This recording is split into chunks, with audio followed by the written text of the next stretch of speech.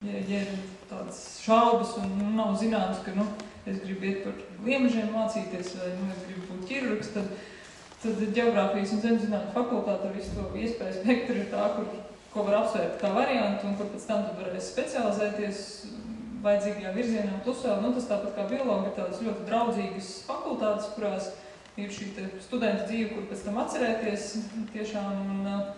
Un arī šis tas draudzīgums ir tas, kas dod iespēju atrast kontaktus ar pasniedzējiem.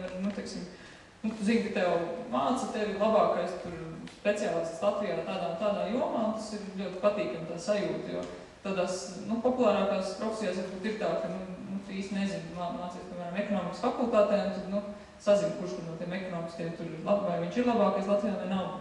Tādās mūsu fakultātēs ir šī koncentrācija intelekta diezgan augsta, un tas ir tā labā ziņa.